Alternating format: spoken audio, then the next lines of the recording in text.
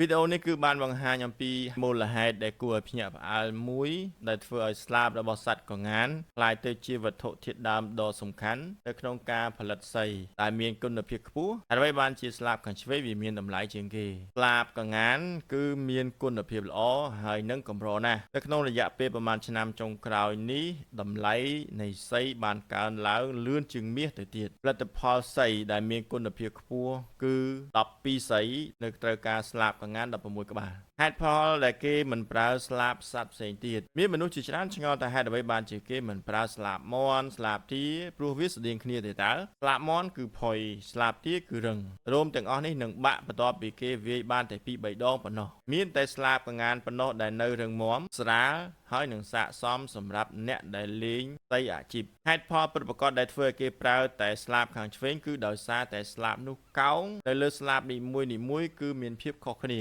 ស្លាបខាងឆ្វេងគឺអាចធ្វើឲ្យសី